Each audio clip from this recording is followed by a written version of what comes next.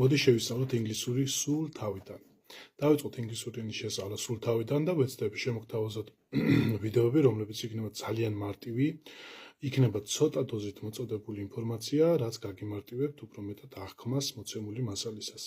მე კი თქვენთან ერთი თხოვნა მექნება, ყოველთვის გამოეხმაურეთ ჩემს ვიდეოებს კომენტარებში, რა აუცილებელი მაქვთ ან რაღაც მსგავსი, უბრალოდ რაიმე ემოცია გამოხატეთ, რადგან რაც უფრო მეტი კომენტარი დაიწერება, უფრო მეტ ადამიანთან ამოვარდება ეს ვიდეო და უფრო მეტ ადამიანს ექნება შესაძლებლობა მსგავსი ვიდეოების ნახვისა. ამ ვიდეოს კი აღნიშნავ რიგითობით პირველს დავაწერ და მომდევნო ვიდეოები არ აგერევათ ერთმანეთში.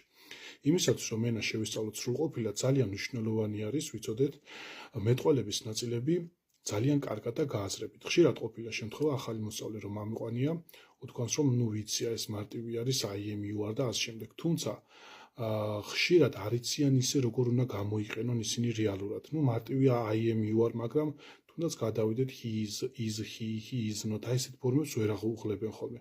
ამიტომ ამ ვიდეოებში რასაც რასაც მოგაწვდით, ისწავლეთ ძალიან კარგად. ისწავლეთ ხარისხიანად, ისწავლეთ ისე რომ არ გავიწყდებოდეთ და ყოველთვის შეგეძლოთ მათი უღლება.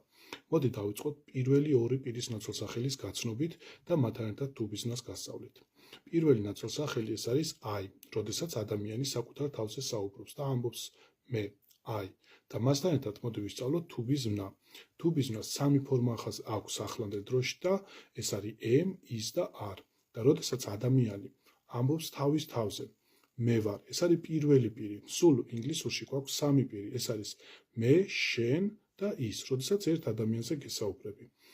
მე ვარ, როცა პირველი პირი წამოვიწყებს საუბარს, I და მასთან ერთად წეღან ნახსენები am, is და are-დან უნდა ავიღოთ ერთ-ერთი და am გამოიყენება მხოლოდ ერთ შემთხვევაში I-სთან და ვამბობთ ასე I am, მე ვარ, როდესაც ადამიანი თავის თავზე იწყებს საუბარს. მე ვარ გიორგი, I am George.